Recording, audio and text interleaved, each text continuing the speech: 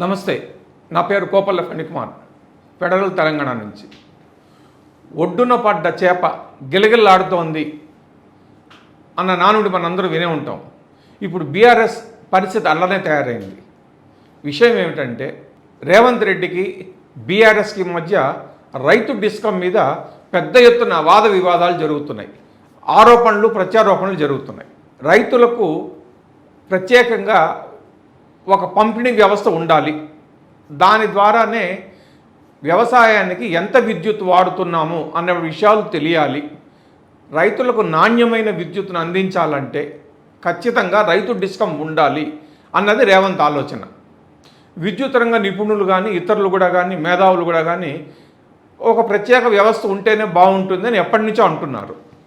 అయితే బీఆర్ఎస్ ఏమంటుందంటే, ఎట్టి పరిస్థితుల్లోనూ రైతు డిస్కమ్ అన్నది ఉండకూడదు, రైతు డిస్కమ్ను ప్రభుత్వం ఏర్పాటు చేయకూడదని ఎలక్ట్రిసిటీ రెగ్యులేటరీ కమిషన్కు బీఆర్ఎస్ కంప్లైంట్ కూడా చేసింది. ఎందుకు? రైతు డిస్కమ్ ఉంటే బీఆర్ఎస్కి వచ్చే నష్టం ఏమిటంటే వాళ్ళ వాదన ఏమిటంటే, ఈ రోజున రేవంత్ రైతు డిస్కమ్ అంటారు, వ్యవసాయ మీటర్లు అంటారు, ఆ తర్వాత ఉచిత విద్యుత్ ఎత్తేస్తారు. ఈ 3 పాయింట్లను బీఆర్ఎస్ రేవంత్ మీదకు ప్రయోగించింది.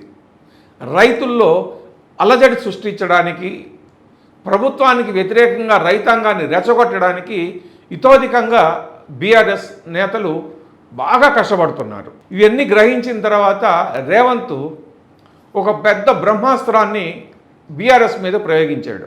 ఆ ప్రయోగం దెబ్బకు బీఆర్ఎస్ గిలగిల్లాడిపోతుంది. ఏం సమాధానం చెప్పుకోవాలో తెలియక శనివారం నుంచి ఇప్పటి వరకు అసలు నోరెత్తలేకపోతుంది. ఇంతకీ రేవంత్ ప్రయోగించిన బ్రహ్మాస్త్రం ఏమిటంటే, రైతు డిస్కమ్ ఏర్పాటు చేస్తాము, వ్యవసాయానికి మీటర్లు బిగించము, అలాగే ఉచిత విద్యుత్ కూడా ఎత్తేసే ప్రసక్తి లేదు. రైతులకు ఉచిత విద్యుత్ అన్నది దివంగత ముఖ్యమంత్రి వైఎస్ రాజశేఖర రెడ్డి హయాంలో మొదలైంది. అప్పటి నుంచి ఆ తర్వాత రోసయ్య వచ్చినా, కిరణ్ కుమార్ రెడ్డి వచ్చినా కంటిన్యూ చేశారు. ప్రత్యేక తెలంగాణ వచ్చి కేసీఆర్ ముఖ్యమంత్రి అయినా కంటిన్యూ చేశారు.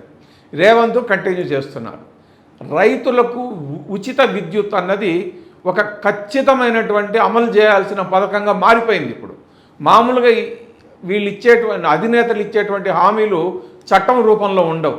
ఎన్నికల హామీలు కన్నా మిగిలిపోతాయి. కానీ ఇది కూడా ఉచిత విద్యుత్ కూడా రైతులకు ఎన్నికల హామీనే అయినప్పటికీ కూడా అదొక చట్టపరమైనటువంటి వ్యవహారంగా మారిపోయింది. ఇప్పుడు ఎవరైనా సరే రైతులకు ఉచిత విద్యుత్ ఉండదు, ఛార్జీలు పెడతాము అంటే చాలిక ఇక పార్టీ అధికారంలోకి వస్తుందన్న గ్యారెంటీ ఉండదు.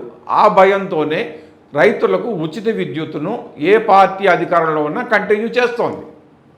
ఇటువంటి విషయాన్ని, ఈ నేపథ్యాన్ని దృష్టిలో పెట్టుకున్న రేవంత్ ఒక సవాల్ విసిరాడు.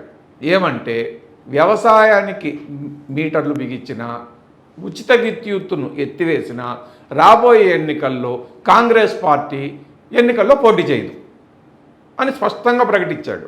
ఒకవేళ వ్యవసాయానికి మీటర్లు బిగించిన, ఉచిత విద్యుత్ ఎత్తేసిన బీఆర్ఎస్ ఎన్నికల నుంచి దూరంగా ఉంటుందా చెప్పమని సవాల్ విసిరాడు. ఈ 2 పాయింట్ల మీద రేవంత్ విసిరినటువంటి బ్రహ్మాస్త్రానికి ఏమి సమాధానం చెప్పాలో బీఆర్ఎస్ నేతలకు అర్థం కావటం లేదు. ఏదో మీడియా ముందు కూర్చుని, లేదా ఎక్కడో చోట పార్టీ సమావేశమనో, లేకపోతే ఏదో గ్రామంలో సమావేశం పెట్టి రైతుల్ని ప్రభుత్వం మీదకి రెచ్చగొట్టడమే బీఆర్ఎస్ వాళ్ళకి తెలిసింది.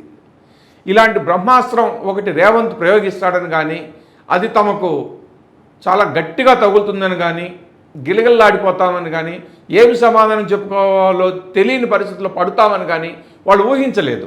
ఇప్పుడు రేవంత్ ప్రయోగించినటువంటి బ్రహ్మాస్త్రానికి ఏమి సమాధానాలు చెప్పాలో తెలియక వాళ్ళు విలవిల్లాడిపోతున్నారు. మరి రేపో ఎల్లుండో మళ్ళీ ఏదైనా ఇంకొక సవాల్తోనో లేకపోతే ఏదైనా సమాధానంతోనో బీఆర్ఎస్ నేతలు మీడియా ముందుకు వస్తారేమో చూడాలి. Thank you.